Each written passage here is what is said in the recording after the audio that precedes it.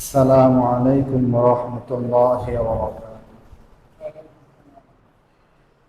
نحمده ونستعينه ونستغفره ونؤمن به ونتوكل عليه ونعوذ بالله من شرور أنفسنا ومن سيئات أعمالنا. من يهد الله فلا مضل له ومن يضلله فلا هادي له. ونشهد أن لا إله إلا الله وحده لا شريك له. ونشهد أن سيدنا ومولانا محمدا عبده ورسوله الذي أرسله بالحق بشيرا ونذيرا وداعيا إلى الله بإذنه وسراجا منيرا. أما بعد فأعوذ بالله من الشيطان الرجيم. بسم الله الرحمن الرحيم. وأقيموا الصلاة وآتوا الزكاة واركعوا مع الراكعين. وقال رسول الله صلى الله عليه وسلم: أول ما يحاسب به العبد يوم القيامة الصلاة، أو كما قال النبي عليه الصلاة والسلام. وقال تعالى: إن الله وملائكته يصلون على النبي يا أيها الذين آمنوا صلوا عليه وسلموا تسليما. اللهم صل على محمد وعلى آل محمد كما صليت على إبراهيم وعلى آل إبراهيم إنك حميد مجيد. اللهم بارك على محمد وعلى آل محمد كما باركت على إبراهيم وعلى آل إبراهيم إنك حميد مجيد. بلغ العلا بكماله كشف الدجى بجماله حسنت جميع خصاله صلوا عليه وآله. मौत को तुम दूर समझो, मौत है हर दम करीब। मौत को तुम दूर समझो, मौत है हर दम करीब। आए थे इस बाग में खाली दामाने चले। बलगल उला बिकमालिह كشف الدجى بجماله حسنت جميع خصاله صلوا عليه وآله. मोमिन जो फिदा नक़्श कफ़े पाए नबी हो, मोमिन जो फिदा नक़्श कफ़े पाए नबी हो ज़ीर कदम आज भी आलम का खजीना। हो ज़ीर कदम आज भी आलम का खजीना। जन्नत में मका अपना बनाते हैं नमाजी, जन्नत में मका अपना बनाते हैं नमाजी। लिल्लाह तेरे सर जो झुकाते हैं नमाजी, लिल्लाह तेरे सर जो झुकाते हैं नमाजी। माबूद बहुत खुश हो महबूब की राज़ी, माबूद बहुत खुश हो महबूब भी राज़ी। अल्लाह के दरबार में मांगता है नमाजी, अल्लाह के दरबार में मांगता है नमाजी। अल्हम्दुलिल्लाह,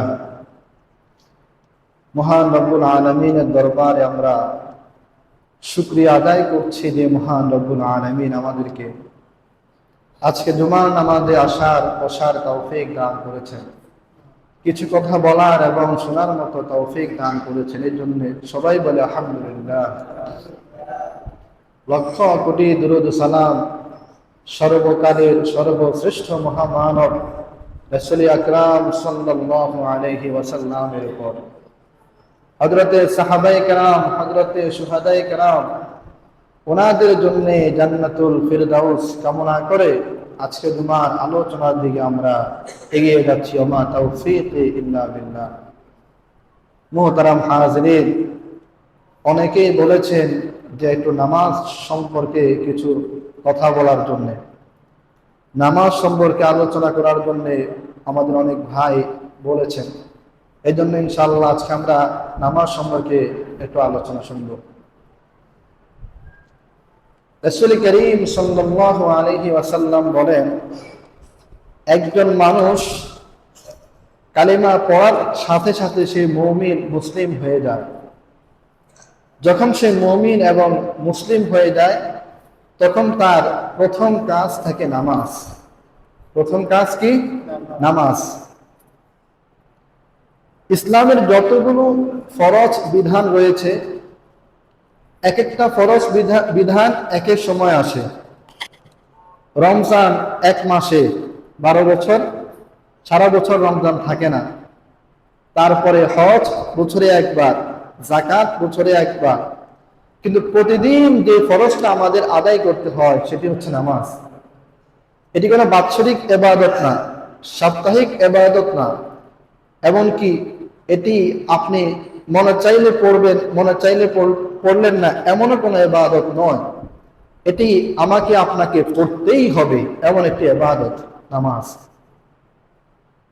হযরত সাহাবায়ে কেরাম রাদিয়াল্লাহু তাআলা আনহুম নামাজ কার আগে কে পড়বে এই ব্যাপারে তারা ছিলেন অনেকটা আগ্রহী। মসজিদে নববীতে আযান এর আগে সাহাবায়ে কেরাম উপস্থিত হয়ে যেতেন। তাহলে আমাদের অনেক কাজ, সাহাবায়ে কেরামের কি কাজ ছিল না? ছিল, ওনাদের অনেক কাজ ছিল। এরপরও ওনারা নামাজে সর্বাগ্রে থাকতেন। আল্লাহর হাবিব সাল্লাল্লাহু আলাইহি ওয়াসাল্লাম একদিকে নবুয়ত রিসালাতের দায়িত্ব, উম্মতের কাছে ইসলামের দাওয়াত পৌঁছানোর দায়িত্ব, অপরদিকে মসজিদে নববীর ইমাম এবং খতিব। এরপরে তিনি সাহাবায়ে কেরামকে বয়ান করেন, নসিহত করেন। এরপরে তিনি ইসলামী রাষ্ট্রের প্রধান, অনেকগুলো তিনি আপনার রাষ্ট্র তিনি পরিচালনা করেন, মদিনায় তিনি পরিচালনা করেন, তিনি কয়েকটা যুদ্ধ করেন প্রতিদিন। এইভাবে আল্লাহ রাসূল এত ব্যস্ত, আল্লাহর হাবিবের মতো ব্যস্ত মানুষ পৃথিবীতে আগেও ছিল না, এখনো নেই, কিয়ামতের আগ পর্যন্ত আর কেউ আসবে না। এত ব্যস্ত মানুষ, এরপরও আল্লাহ রাসূলের জীবনে এক ওয়াক্ত নামাজ কাজা হয়েছে? ছুটেছেন না, নামাজ তিনি সর্বাগ্রে রাখতেন। অথচ আল্লাহর হাবিবের ব্যস্ততা আমাদের চাইতে কয়েক গুণ বেশি ছিল, যার কোনো তুলনা করা সম্ভব নয়। মুহতারাম হাজিরিন, পবিত্র কোরআনে 82টি আয়াতে মহান রব্বুল আলামিন নামাজের আদেশ করেছেন মুসলমানদেরকে। পবিত্র কোরআন বলছে, وأقيموا الصلاة وآتوا الزكاة واركعوا مع الراكعين যারা তোমরা নামাজ কায়েম করো ওয়ারকাউ মা'আর রাকিঈন যারা রুকু করে সিজদা করে তাদের দলভুক্ত হয়ে যাও নামাজ কায়েম করো নামাজ পড়ো কোরআনের একাধিক আয়াতে আল্লাহ পাক আদেশ করেন এই উম্মত মনে করতে পারে যে নামাজ শুধু আল্লাহ পাক এই উম্মতকে দান করেছেন বা আমাদের নবী নামাজ পড়ছেন না পবিত্র কোরআন আল্লাহ পাক জানায় দেন নামাজ পৃথিবীর এমন এক ইবাদত যেটি আদম নবী থেকে শুরু হয়েছে কিয়ামত পর্যন্ত থাকবে সব নবীগণ তার উম্মতকে নামাজের আদেশ করেছেন এমনকি আল্লাহ পাক সকল নবীকে নামাজের আদেশ করেছেন وَجَعَلْنَاهُمْ أَئِمَّةً يَهْدُونَ بِأَمْرِنَا وَأَوْحَيْنَا إِلَيْهِمْ فِعْلَ الْخَيْرَاتِ وَإِقَامَ الصَّلَاةِ وَإِيتَاءَ الزَّكَاةِ আল্লাহ রাব্বুল আলামিন বলেন পৃথিবীর জমিনে আমি আল্লাহ রাব্বুল আলামিন যত নবী রাসূল পাঠিয়েছি সব নবী রাসূলকে আমি আল্লাহ রাব্বুল আলামিন তিনটা আদেশ করেছিলাম এক নম্বর আদেশ ফিআলাল খায়রাত ভালো ভালো কাজ করবেন দুই নম্বর আদেশ ওয়া ইকামাস সালাত নামাজ কায়েম করবেন তিন নম্বর আদেশ ওয়া ইতা যাকাত যাকাত আদায় করবেন এই তিনটা আদেশ আল্লাহ রাব্বুল আলামিন পৃথিবীর সব নবী রাসূলকে করেছেন সুবহানাল্লাহ হযরত মূসা আলাইহিস সালাম তুর পাহাড়ের পাশ দিয়ে যাচ্ছিলেন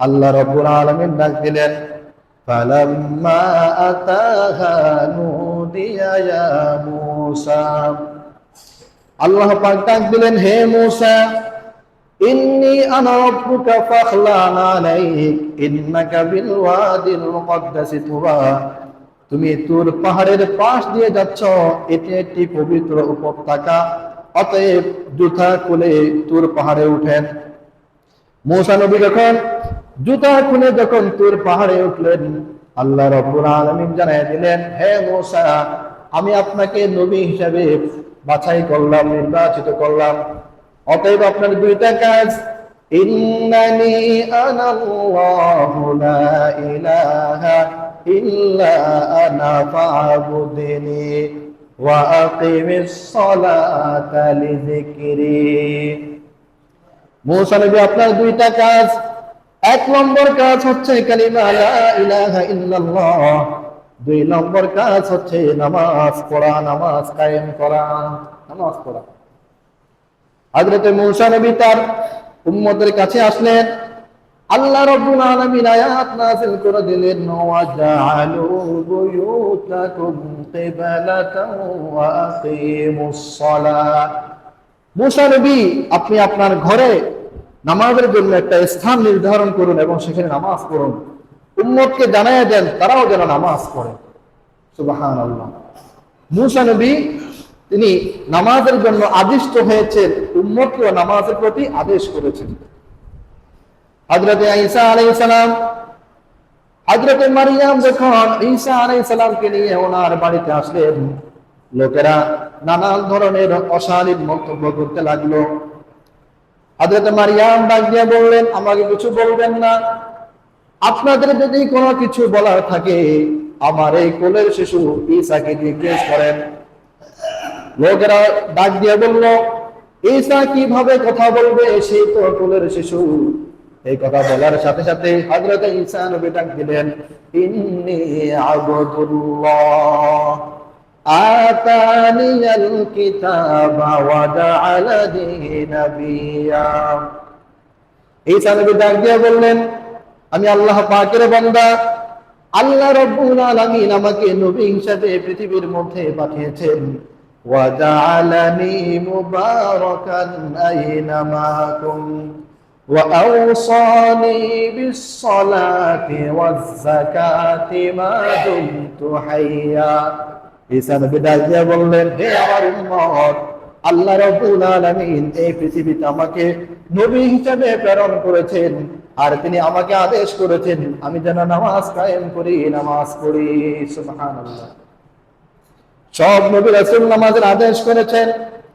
এই জন্য মহান রব্বুল আলামিন আল্লাহর হাবিবকে ডাক দিয়া বলেন, না ওগো আল্লাহর হাবিব, ওগো আমার নবী, ওয়া আকিমিস সালাতা তারাফাইন নাহারি ওয়া যুলাফাম মিনাল লাইল, নামাজ কায়েম করেন, নামাজ পড়েন। ফাসাল্লি লিরাব্বিকা ওয়ানহার ইন্না শানিআকা হুয়াল আবতার। নবীজি আপনার কাজ হচ্ছে নামাজ পড়া, নামাজ কায়েম করা। আপনি একা নামাজ পড়বেন তাই না, ওয়া'মুর আহলাকা বিস-সালাতি ওয়াসতাবির আলাইহা। নবীজি আপনার পরিবার পরিবর্গ, আপনার উম্মত, আপনার সাহাবী যারা আছে সবাইকে জানায় দেন সবাই যেন নামাজ কায়েম করে, নামাজ পড়ে যেন সবাই। তাহলে ইসলামের একমাত্র ফরজ গুরুত্বপূর্ণ ইবাদতের নাম নামাজ। ঈমান হচ্ছে তাওহীদের মূল ভিত্তি। কেউ যদি কালেমা না পড়ে, ঈমান না আনে, তাহলে সে মুমিন হয় না। নামাজ হচ্ছে সকল ইবাদতের মূল ভিত্তি। যার নামাজ নাই তার কোনো ইবাদতের চার পয়সা মূল্য নেই। এক নম্বরে নামাজ লাগবে। নামাজ ছাড়া তার কোনো ইবাদত মহান রব্বুল আলামিনের কাছে গ্রহণীয় হবে না, কারণ তার নামাজ নাই, মূল ভিত্তি তার নেই। আমাদের মসজিদের অনেকগুলো পিলার আছে, যদি এই পিলারগুলো আমরা ভেঙে ফেলি এটা থাকবে? আমাদের প্রত্যেকটা ঘরে পিলার আছে, যদি পিলারগুলো ফেলে দিই ঘর থাকবে? থাকবে না। ঠিক আল্লাহর নবী বলেন as-সালাতু ইমাদুদ্দিন, নামাজ হচ্ছে দ্বীনের এইভাবে খুঁটি, ভিত্তি। যদি কেউ নামাজকে ছেড়ে দেয় তার পুরো দিন, পুরো ইসলাম চূর্ণ বিচূর্ণ হয়ে যাবে। তার ইসলামের চার পয়সার দাম নেই, কারণ তার নামাজ নেই। একটা ইবাদত আরেকটা ইবাদতকে আমন্ত্রণ করে, ধাবিত করে। যদি কেউ নামাজ পড়ে তাহলে সে আস্তে আস্তে রোজা রাখবে, আস্তে আস্তে হজ করবে, যাকাত আদায় করবে। আর যে নামাজ পড়ে না সে আস্তে আস্তে আরো যেগুলো করে এগুলো থেকে সে আস্তে আস্তে চলে যাবে, আরো ফারেক হয়ে যাবে। এই জন্য ইসলামের গুরুত্বপূর্ণ এক ইবাদতের নাম নামাজ। নামাজকে আদায় করতে হবে। নামাজ আমরা কখন আদায় করব? মহান রব্বুল আলামিন জানায় দেন, আল্লাহ রব্বুল আলামিন মানুষকে পৃথিবীতে চলাচল করার জন্য একটা সময় দিয়েছেন 24 ঘন্টা। 24 ঘন্টা। কুরআনুল কারীম বলছে ইয়াসআলুনাকা আনিল আহিল্লাহ কুল হিয়া মাওয়াকিতু লিন-নাসি ওয়াল হজ। মানুষ চাঁদ সম্পর্কে জিজ্ঞেস করে, আপনি বলেন চাঁদ মানুষকে সময় নির্ধারণ করে দেয়, সূর্য মানুষকে সময় নির্ধারণ করে দেয়। এই সময়ের কারণে দিন 24 ঘন্টা হয়। এই 24 ঘন্টার মধ্যে আল্লাহ পাক নামাজকে 24 ঘন্টায় পড়তে হবে বলেন নাই। 24 ঘন্টা নামাজ পড়ার জন্য বলেন নাই, নামাজের সময় নামাজ পড়ার জন্য বলেছেন। এর বাহিরে আল্লাহ পাক বলেছেন তোমরা তোমাদের কাজ করো। ইন্নাস সালাতা কানাত আলাল মুমিনিনা কিতাবাম মাওকুতা। আল্লাহ রাব্বুল আলামিন জানায় দেন নামাজকে সময় মতো কায়েম করো, নামাজকে সময় মতো পড়ো। পৃথিবীর মানুষেরা তোমরা তোমাদের কাজ তেমন সময় মতো করো, আমি আল্লাহ রাব্বুল আলামিনের নামাজকে তোমরা সময় মতো আদায় করো। হাফিজু আলাস সালাওয়াতি ওয়াস সালাতিল উসতা ওয়া কুমু লিল্লাহি কানিতিন। আল্লাহ পাক বলেন আমার বান্দারা নামাজের প্রতি তোমরা যত্নশীল হও, নামাজের দিকে তোমরা ধাবমান হও, নামাজের দিকে তোমরা দৌড়ে আসো, নামাজকে তোমরা যথা সময় আদায় করো। তোমরা নামাজ নিয়ে তোমরা গাফলতি করবে না, নামাজ আদায় করো সময় মতো। পবিত্র কোরআনের আদেশ আদায় করতেই হবে, ফরজ, না করার কোনো সুযোগ আছে? করতেই হবে, ফরজ। আল্লাহর হাবিব নামাজ আদায় করতেন সময় মতো। নবীজি একদিন সাহাবীদেরকে বললেন, ও সাহাবীরা, আমার মাঝে মধ্যে মন চায় মসজিদ নববীতে তোমাদের কাউকে একজন ইমাম বানায় দিই, আর যারা সময় মতো নামাজ পড়ে না, মসজিদে আসে না, আমি নবী মুহাম্মদুর রাসূলুল্লাহ তাদের ঘরগুলোকে আগুন দিয়ে জ্বালিয়ে দিই। আমার মন চায় তাদের ঘরগুলো আগুন দিয়ে জ্বালিয়ে দিতে, কিন্তু আমার সাহাবীরা ঘরের মধ্যে মহিলারা থাকে, শিশুরা থাকে, এদের জন্য আমি নবী মুহাম্মদুর রাসূলুল্লাহ তাদের ঘরগুলো আগুন দিয়ে জ্বালিয়ে দিচ্ছে না। না হলে আমি জ্বালিয়ে দিতাম, তারা নামাজ কেন পড়ে না সময় মতো। আল্লাহর নবী নামাজ আদায় করতেন সময় নিয়ে, সময় মতো। নবী যখন নামাজ আদায় করতেন, আম্মা জান আয়েশা সিদ্দিকা রাদিয়াল্লাহু তাআলা আনহা বলেন, আল্লাহ নবী যখন নামাজ আদায় করতেন, এত লম্বা সময় আল্লাহর নবী দাঁড়িয়ে দাঁড়িয়ে নামাজ আদায় করতেন, নবীজির পা মোবারক ফুলে যেত, এরপরও আল্লাহর নবী নামাজ ছাড়তেন না। আল্লাহ পাক আয়াত নাযিল করে দিলেন, ইয়া আইয়ুহাল মুযাম্মিল কুমিল লাইলা ইল্লা কালিলা। ও আমার হাবিব, এত লম্বা সময় আপনি নামাজ আদায় করার দরকার নাই, আপনি আর অল্প সময় নামাজ আদায় করেন। এত সময় নিয়ে আল্লাহর নবী নামাজ আদায় করতেন। সাহাবায়ে কেরাম বলেন, বিশ্ব নবী যেই ব্যাপারে সবচাইতে বড় কঠোর ছিল সেটি হচ্ছে নামাজ। যদি কোন সাহাবায়ে কেরাম নামাজ নিয়ে সামান্য পরিমাণ, কিঞ্চিত পরিমাণ একটু গাফলতি প্রকাশ পেত, সাথে সাথে আল্লাহর হাবিব সাল্লাল্লাহু আলাইহি ওয়াসাল্লাম রাগান্বিত হয়ে যেতেন। নামাজের ব্যাপারে তিনি কোনো ছাড় দিতেন না, এমন এক নবী ছিলেন আমাদের। আল্লাহর হাবিব তায়েফের ময়দানে তায়েফবাসীকে দ্বীনের দিকে দাওয়াত দিচ্ছেন, তোমরা বলো লা ইলাহা ইল্লাল্লাহ তুফলিহু, এক আল্লাহর দাওয়াত তোমরা গ্রহণ করো।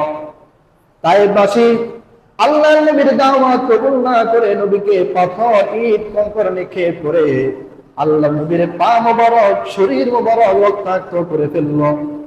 নবীজির পা জুতার সাথে রক্তে জমাট বেঁধে গেল, নবীজি হাঁটতে পারছেন না। নবীজি সাথে সাথে জমিনের মধ্যে লুটে পড়ে গেলেন। জিবরাইল আমিন আকাশ থেকে চলে আসলেন, ওগো আল্লাহর হাবিব, ওগো বিশ্ব নবীজি, আপনি যদি বলেন এখনই আমি এই দুই পাহাড়ের মাঝখানে তায়েফবাসীকে এখনই পিষে দিব। আল্লাহর নবী বললেন, না, আল্লাহুম্মা গফির লিকাওমি ফাইন্নাহুম লা ইয়ালামুন, আমি আমার উম্মতকে মাফ করে দিলাম, আমার উম্মত আমাকে চেনে নাই। সেই নবী, যেই নবী তায়েফের ময়দানে রক্ত ছড়িয়েছে, এরপর উম্মতকে বদদুয়া দেন নাই, সেই নবী খাইবারের যুদ্ধে শুধুমাত্র আসরের নামাজ পড়তে একটু দেরি হয়েছে কাফেরদের কারণে, সাথে সাথে আল্লাহর নবী বদদুয়া করলেন, রব্বুল আলামিন, যেই কাফেরদের কারণে আমাদের আসরের নামাজ পড়তে দেরি হলো, আয় আল্লাহ, এই জমিনের মধ্যে আপনি তাদেরকে ধ্বংস করে দেন, তাদের ঘরগুলিকে আপনি কবরস্থান বানিয়ে দেন। বদদুয়া দিয়ে দিলেন, কেন তারা আমাকে নামাজ পড়তে দিল না। এত কঠোর ছিলেন নবীজি নামাজের ব্যাপারে।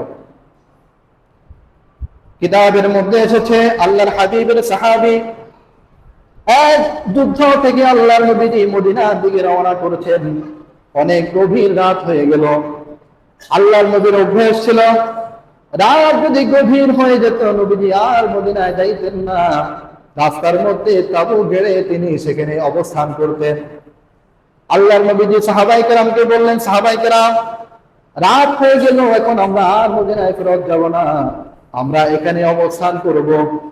নিরাপত্তার জন্য দুইজন সাহাবীকে আল্লাহর নবী দায়িত্ব দিলেন, ও আমার সাহাবায়ে কেরাম, তোমরা দুইজন সাহাবী এই গিরিপথে পাহারা দিবে, যাতে কোনো শত্রু আমাদের প্রতি আক্রমণ করতে না পারে।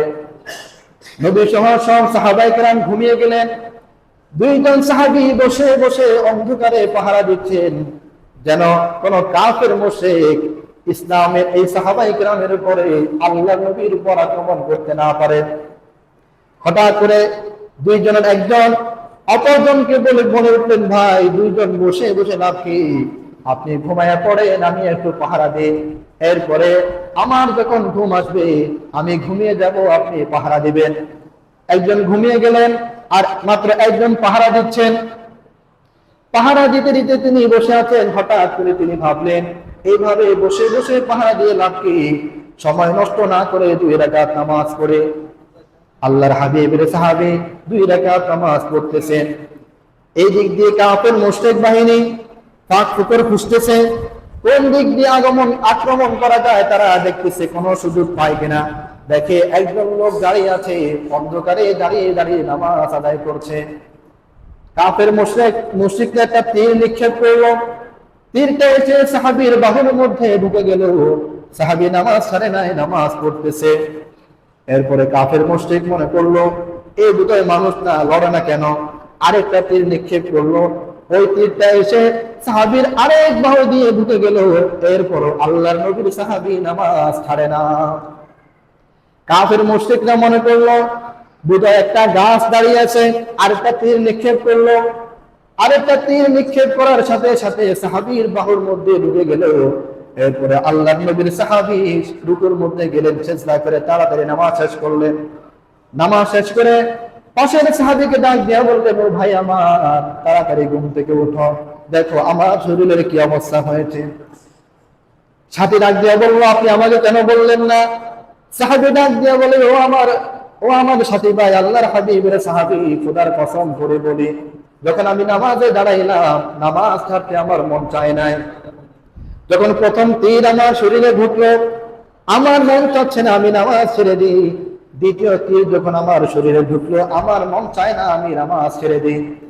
3 নম্বর তীর যখন আমার শরীরের মধ্যে ঢুকে গেল, এরপরে আমার মনে হলো, আহারে, আমি যদি এখন নামাজ না ছেড়ে এখনই যদি আমি তাদের তীরের আঘাতে শহীদ হয়ে যাই, তাহলে তারা দলবদ্ধভাবে এসে আল্লাহর হাবিবের উপর, সাহাবায়ে কেরামের উপর আক্রমণ করবে। আল্লাহর হাবিবের জান বাঁচানোর জন্য, সাহাবায়ে কেরামের জান বাঁচানোর জন্য আমি তাড়াতাড়ি নামাজ শেষ করেছি। সুবহানাল্লাহ। সাহাবায়ে কেরাম এত গুরুত্ব দিয়ে নামাজ আদায় করতেন। আল্লাহর নবী সাহাবায়ে কেরামকে সব সময় বলতেন, ও সাহাবায়ে কেরাম, সব সময় তোমরা নামাজ আদায় করবে, সময় হয়ে যাবে নামাজ আদায় করবে। আল্লাহর নবী যখন অসুস্থ হয়ে গেলেন, ইন্তেকালের কয়েকদিন আগে, আল্লাহর নবী মসজিদে নববীতে যেতে পারছেন না, এত অসুস্থ। 2 জন সাহাবীর কাঁধের উপর ভর করে আল্লাহর নবী মসজিদে নববীর দিকে রওনা করেছে। কোন রকম ভাবে আল্লাহর নবী অসুস্থ শরীর নিয়ে নামাজ আদায় করেছে। এরপরে আল্লাহর নবী বাসায় চলে আসলেন। আল্লাহর নবী যখন বাড়িতে চলে আসলেন, আল্লাহর নবীর শরীরে জ্বর চলে আসলো। নবীজি বিছানার মধ্যে শুয়ে গেলেন, আর মৃত্যুর আগে বিছানা থেকে উঠতে পারেন না। এরপরের দিন এশারের নামাজের সময় সাহাবায়ে কেরাম আল্লাহর হাবিবের জন্য অপেক্ষা করেছেন। আল্লাহর হাবিব দেখি একটু সুস্থ হয় কিনা, মসজিদে আসতে পারে কিনা। সাহাবায়ে কেরাম অপেক্ষা করতেছে আল্লাহর হাবিব কখন মসজিদে নববীতে আসবে। কিন্তু আল্লাহর হাবিবের অসুস্থতা এমন, তীব্রতা এমন বেড়ে গেল, আল্লাহর হাবিব একটু হুঁশ থাকে আর একটু বেহুশ হয়ে যান। সাহাবায়ে কেরাম অনেকক্ষণ পর্যন্ত অপেক্ষা করলেন। এরপরে হযরতে আবু বকর সিদ্দিক রাদিয়াল্লাহু আনহুর ইমামতিতে সাহাবায়ে কেরাম এশারের নামাজে দাঁড়িয়ে গেলেন। আল্লাহর হাবিবের হুঁশ ফিরে আসলো। নবীজি আম্মা জান আয়েশাকে ডাক দিয়ে বলেন, আয়েশা, আমার সাহাবীরা কি করতেছে একটু বলো, এখন কোন সময়, কয়টা বাজে? আম্মা জান আয়েশা বলেন, ইয়া রাসূলুল্লাহ, ইয়া হাবিবাল্লাহ, সাহাবায়ে কেরাম আপনার জন্য অনেকক্ষণ পর্যন্ত অপেক্ষা করেছে। আপনি এমন অসুস্থ হয়ে গেলেন, বেহুশ হয়ে গেলেন। এরপরে সাহাবায়ে কেরাম আমার আব্বার ইমামতিতে তারা নামাজ আদায় করতেছে। নবীজি বললেন, হে আয়েশা, আমার মাথা একটু বিছানা থেকে উঠিয়ে দাও। আম্মা জান আয়েশা আল্লাহর হাবিবের মাথাকে একটু বিছানা থেকে উঠিয়ে দিলেন। নবী বললেন, মসজিদে নববীর পর্দাকে একটু সরিয়ে দাও। আল্লাহর নবী হযরতে আম্মা জান আয়েশা মসজিদে নববীর পর্দা একটু সরিয়ে দিলেন। আল্লাহর হাবিব এইভাবে দাঁড়িয়ে, এইভাবে তাকিয়ে তাকিয়ে দেখছেন সাহাবায়ে কেরাম নামাজ পড়তেছে। নবীজি তাকিয়ে আছে, নবীজির 2 চোখ বেয়ে বেয়ে টপ টপ করে পানি পড়তেছে। আম্মা জান আয়েশা ডাক দিয়ে বললেন, ইয়া রাসূলুল্লাহ, ইয়া হাবিবাল্লাহ, মনে হয় আপনি আর পৃথিবীতে বেশি দিন থাকবেন না, আপনি কাঁদছেন কেন? আল্লাহর হাবিব ডাক দিয়ে বললেন, আয়েশা, এই নামাজের জামাত কায়েম করার জন্য এই পৃথিবীর জমিনে আমার 63 বছর আমি এই জিন্দেগি এই পৃথিবীর মধ্যে আমি কাটিয়েছি। হে আয়েশা, এই নামাজের জন্য মক্কার কাফেররা আমাকে মক্কা থেকে বের করে দিয়েছে। এই নামাজের জন্য কাফেররা আমার শরীরে আঘাত করেছে। এই নামাজের জন্য তায়েফবাসী আমার শরীর থেকে রক্ত ঝরিয়ে নিয়েছে। এই নামাজের জন্য উহুদের ময়দানে আমার দামদার মুবারক শহীদ হয়েছে। আজকে আমি যখন দেখতে পেলাম আমার সাহাবায়ে কেরাম জামাতের সাথে নামাজ আদায় করতেছে, হে আয়েশা, আমি আশাবাদী, আমি আশা করেছি কিয়ামত পর্যন্ত আমার উম্মত জামাতের সাথে নামাজ আদায় করবে। এরপরে নবীজির ইন্তেকাল হয়ে যাবে। আজরাইল আসার একটু আগেই আল্লাহর হাবিব আম্মা জান আয়েশাকে ডাক দিয়ে বললেন, হে আয়েশা, এই পৃথিবীর জমিনে সব নবীদের শেষ একটা কথা থাকে ইন্তেকালের আগে। আল্লাহর নবীর শেষ কথা ছিল আসসালাত আসসালাত আসসালাত আসসালাত। আমার উম্মতেরা নামাজ নামাজ নামাজ পড়বে, নামাজ ছাড়বে না, সব সময় তোমরা নামাজ পড়বে। এই কথা বলে বলে আল্লাহর হাবিব এই পৃথিবী থেকে ইন্তেকাল করেছে। নামাজ পড়তে হবে, নামাজ নবীজি বলছেন নামাজ পড়ো। মুহতারাম হাজরিন, নামাজ আপনার আমার উপর ফরজ, এটা আপনাকে পড়তেই হবে, না পড়ার কোনো সুযোগ নেই। আপনার বয়স কত? 15 বছর, 20 বছর, 25, 30, 50, 70। এবার আপনি হিসাব মিলিয়ে দেখুন কত বছর আপনি নামাজ পড়েছেন। এক সপ্তাহ হিসাব মিলিয়ে দেখুন এই এক সপ্তাহে আপনি কয় ওয়াক্ত নামাজ পড়েছেন। আজকে কতদিন হয়েছে আপনার ফজর নামাজ পড়া হয় না? আজকে কত মাস হয়েছে আপনার জোহর পড়া হয় না? আজকে কতদিন হয়ে গেল আপনার আসর পড়া হয় না? একটু হিসাব আমাকে আপনাকে মিলিয়ে দেখতে হবে যে কেন পড়া হচ্ছে না। অথচ এটা তো এমন এক ইবাদত, যে ইবাদত আমরা মনে চাইলে করব এর কোনো সুযোগ নেই, করতেই হবে আমাকে আপনাকে। মুহতারাম হাজিরিন, ইসলামের সব ইবাদত আরশ আজিম থেকে জমিনের মধ্যে এসেছে, সব ইবাদত। শুধুমাত্র এমন একটি ইবাদত নামাজ, যে নামাজকে আল্লাহ পাক আল্লাহর হাবিবকে জমিন থেকে নিয়ে আরশ আজিমে দিয়েছেন। সুবহানাল্লাহ, নামাজকে আরশ আজিমে আল্লাহ পাক দিয়েছেন, আসমান থেকে জমিনে পাঠান নাই। এমন এক ইবাদতের নাম নামাজ। নবীজি সবচাইতে বেশি কঠোর ছিলেন নামাজের ব্যাপারে। সাহাবায়ে কেরামকে সবসময় বলতেন নামাজের ব্যাপারে এক চুল পরিমাণ কোনো ছাড় নেই। হযরত ওমর ফারুক রাদিয়াল্লাহু আনহু, উনি যখন অর্ধজাহানের খলিফা ছিলেন, সব গভর্নরদের নিকট তিনি চিঠি প্রেরণ করতেন। সেখানে তিনি 1 নম্বরে লিখতেন, তোমরা নামাজ কায়েম করবে, সময় মতো নামাজ পড়তে হবে। মুহতারাম হাজিরিন, এই নামাজ পড়া আপনার আমার উপর ফরজ। এখন কিভাবে আমরা এই নামাজকে পড়ব? কেন মানুষ নামাজ পড়ে না? কিতাবের মধ্যে এসছে, যেই জিনিস মানুষ পারে সেটা মানুষ করে, যেটা মানুষ জানে না, পারে না, সেটা করে না। এটাই বাস্তবতা। নামাজ কেন পড়ে না?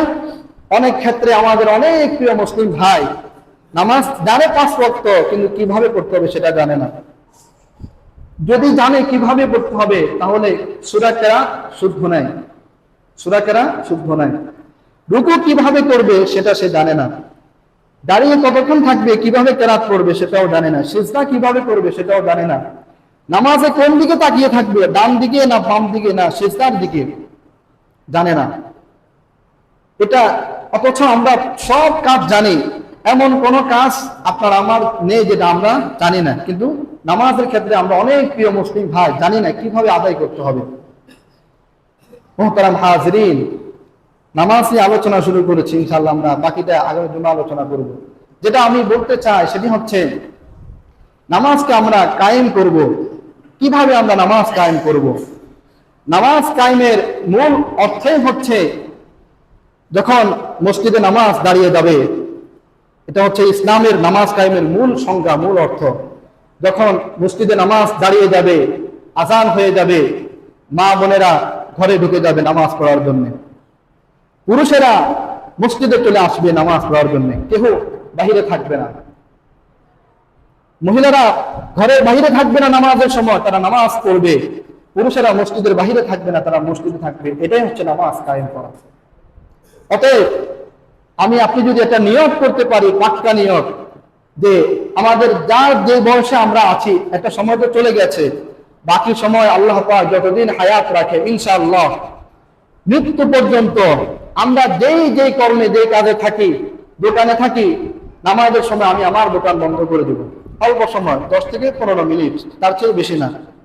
নামাজের সময় আমি রাস্তায় থাকবো না, নামাজের সময় আমি রাস্তায় হাঁটবো না, নামাজের সময় আমার এভরিথিং যত কাজ কোনো কাজে আমি করব না। 10টা মিনিট সময় দিয়ে আমি নামাজ পড়বো। 24 ঘন্টার মধ্যে আমি 5 ওয়াক্তের জন্য 10 মিনিট করে 50টা মিনিট আমি সময় দিব। এটাকে আমি পারবো না?